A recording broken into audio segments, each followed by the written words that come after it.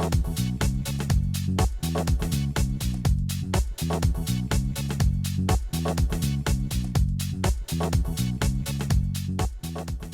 there, I'm Jenna Leyton Jones, the Vice President of Legislation for San Diego SHRM, and today I'm bringing you your quarterly employment law update.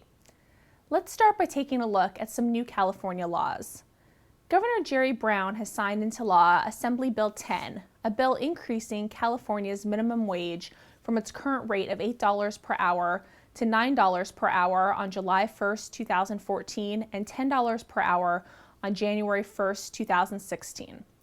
These changes will affect various other aspects of wage and hour law, including overtime calculations and the thresholds for salaried exemptions, the retail inside sales exemption, and split shift premiums. Governor Brown has also signed into law Senate Bill 770, which expands the scope of California's Paid Family Leave, or PFL, program. Existing law provides up to 6 weeks of wage replacement benefits to employees who take time off to care for a seriously ill child, spouse, parent, domestic partner, or to bond with a minor child within 1 year of the birth or placement of the child in connection with foster care or adoption. The new law, which goes into effect on July 1, 2014, expands the scope of the PFL program to include time off to care for a seriously ill grandparent, grandchild, sibling, or parent-in-law as defined by the law. Now let's switch gears and take a look at some of the recent judicial decisions that may affect your business. A California Court of Appeal held in Rope v. Autoclore System of Washington that an employee who intended to donate a kidney to his ailing sister was a member of a protected class based on his association with her and could therefore maintain a claim for quote-unquote associational discrimination. In September of 2010, appellant Scott Rope was hired as a branch manager for defendant Autoclore System of Washington. At the time he was hired, Rope informed the respondent that he was scheduled to be an organ donor in February of 2011 for his sister, who required a kidney transplant. Rope later informed the respondent's managers and human resources personnel that he would need time off to recover after he donated the kidney. In November 2010, Rope requested 30 days of paid leave to recover from his kidney donation pursuant to the Michelle Macon Memorial Donation Protection Act, which went into effect on January 2, 2011, and entitles certain private sector employees to 30 days of paid leave for organ donation. He also informed the respondent that he might need additional accommodations after he returned to work. The respondent's human resources personnel informed Rope that he could take an unspecified amount of unpaid leave, but did not respond to his other requests. From September to December 2010, Rope received satisfactory performance reviews with no disciplinary problems. On December 30, 2010, however, Rope was discharged, purportedly for poor performance. Rope donated a kidney to his sister as planned in February of 2011. Thereafter, he filed a complaint for violation of the Donation Protection Act, retaliation, discrimination, and wrongful termination, among other things. The respondent asked the trial court to dismiss the complaint, which it did. Rope appealed. The appellate court held that the trial court correctly dismissed the Donation Protection Act claim as the events upon which Rope based his claim occurred before the act, which could not be applied retroactively, went into effect. The court also held that Rope could not make a claim for retaliation under the Fair Employment and Housing Act on the basis of his request for paid leave, as such requests do not constitute protected activity. The court held, however, that Rope could maintain claims for discrimination and wrongful termination, as the FEHA prohibits discrimination against employees on the basis of their association with or perceived association with a disabled person. According to the court, there are a wide array of situations that could give rise to associational discrimination: through expense incurred by the employer as a result of that association, through the possibility that the employee may himself become a part of a protected class by way of the association, and through the employee being distracted and therefore less effective in the workplace as a result of a relative's disability. In this case, Rope set forth facts indicating that his taking leave for the purpose of donating a kidney to his sister would cause the respondent to incur expense it otherwise would not have, thus fitting into the expense category of associational discrimination. Accordingly, the trial court erred in dismissing his discrimination and wrongful termination claims. The Rope case exemplifies the breadth of protection provided to employees by the FEHA and the many and varied ways in which that protection can be applied. Employers are encouraged to take a broad and inclusive approach when dealing with employees who request time off for health-related issues or for the purpose of assisting family members with such issues in order to avoid the potential liability that may result from an overly narrow interpretation of the law. In Benton v. Telecom Network Specialist, a California Court of Appeal reaffirmed the class certification standard previously set forth in last year's Brinker Restaurant Group v. Superior Court decision, wherein the California Supreme Court held that class certification is generally appropriate where an employer's internal policy fails to authorize and permit employees to take legally compliant off-duty meal and rest breaks. Telecom Network Specialists, or TNS, provides industrial installation and maintenance services for telecommunication companies.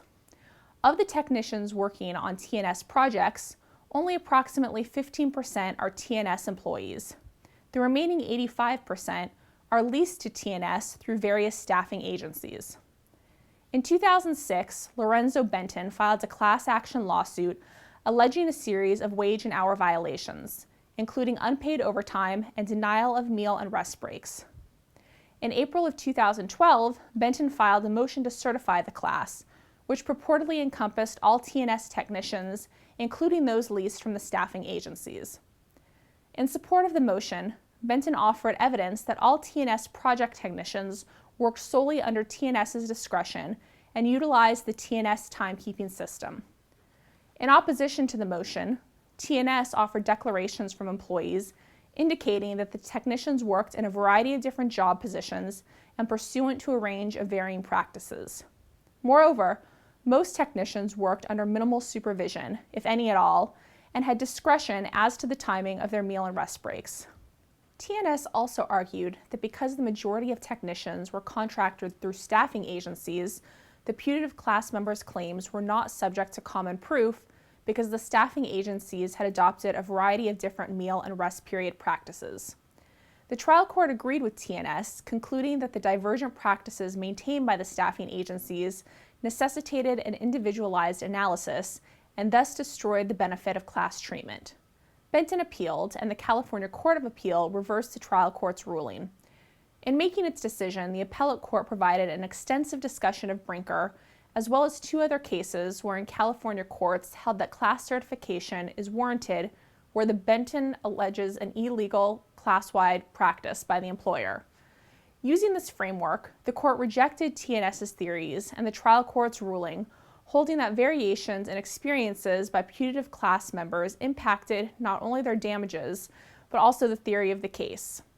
According to the court, the relevant question with respect to class certification was whether TNS had instituted lawful policies, not whether the technicians had actually been denied meal breaks, rest breaks, and overtime pay. Because Benton presented evidence that TNS had failed to adopt a policy of authorizing and permitting its technicians to take meal and rest breaks, class treatment was appropriate. The Benton case serves as an important reminder to employers to ensure that their meal and rest break policies are legally compliant. Although having a lawful policy in place may not allow the employer to defeat class certification in every case, employers who do not have legally compliant policies are much more likely to lose their bid to challenge class certification. In Payne v. First Republic Bank, a California Court of Appeal clarified the permissible scope of arbitration agreements under California law, holding that the arbitration agreement at issue was neither procedurally nor substantively unconscionable, where it, number one, required an employee to abide by the American Arbitration Association rules, which were not attached to the document, and number two, allowed an employer to unilaterally modify the agreement. On March 26, 2010, Anna Pang received a written offer of employment from First Republic Bank to serve as an assistant manager. Included in her offer was an arbitration agreement requiring any employment-related claims to be resolved by final and binding arbitration. 4 days after receiving her offer, Pang signed the agreement. Pang's employment ended on May 23, 2011. Thereafter, she filed suit against First Republic, alleging various employment-related claims. First Republic moved to compel arbitration. Pang opposed the motion, arguing that the agreement was both procedurally and substantively unconscionable because, number one, she had had no meaningful opportunity to negotiate the agreement's terms, and number two, the agreement unfairly gave First Republic the unilateral authority to modify or terminate it without notice. The trial court ruled in favor of Pang, holding that the agreement was unconscionable and unenforceable. The California Court of Appeal disagreed. With respect to procedural unconscionability, the appellate court found that the agreement's requirement that the parties arbitrate under the rules of the American Arbitration Association was not improper, and failure to attach the AAA rules was not improper. Similarly, the court found no substantive unconscionability in the language permitting First Republic to unilaterally modify the agreement. The court noted that substantive unconscionability exists only when an arbitration agreement is unreasonably one-sided. Moreover, First Republic was still bound by the requirement that any unilateral changes be made in the exercise of good faith and fair dealing.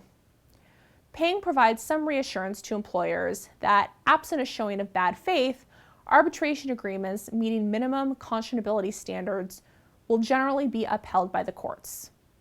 And finally, in Munoz v. UPS, the Ninth Circuit upheld the district court's sizable attorney's fee award to the prevailing plaintiff despite the modest size of the damages award.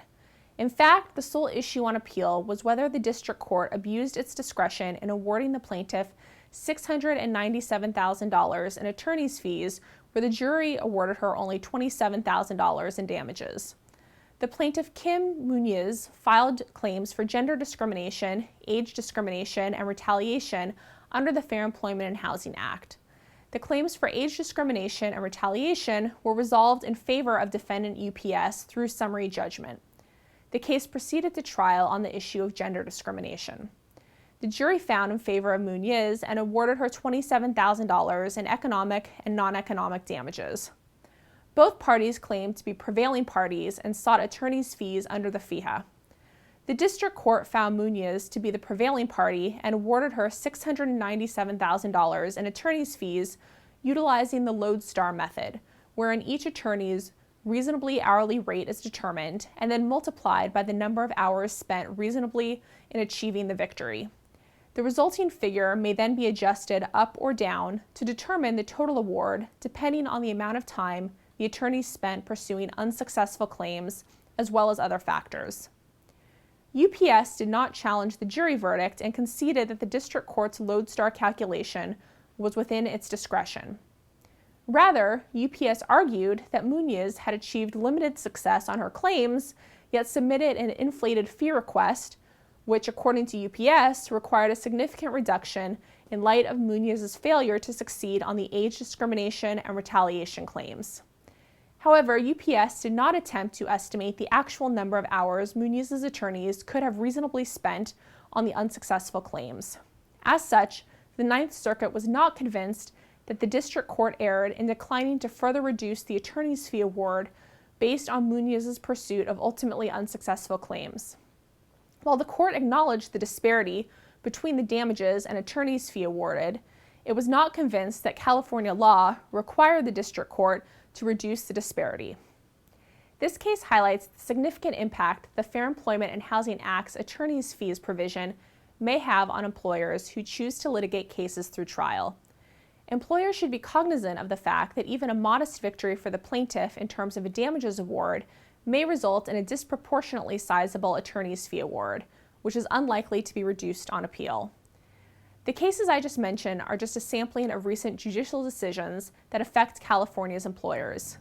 For more information on these and other hot legal topics, check out San Diego SHRM's newsletter, The Resource, at www.sdshRM.org. Additionally, I invite all of you to join San Diego SHRM's Legislation Committee, where you'll have an opportunity to impact the lawmaking process and the legislative decisions that affect you and your business. For more information about this exciting opportunity, please email me at jleyton petitcone.com. That's all for this quarter's legal update. Thanks for tuning in.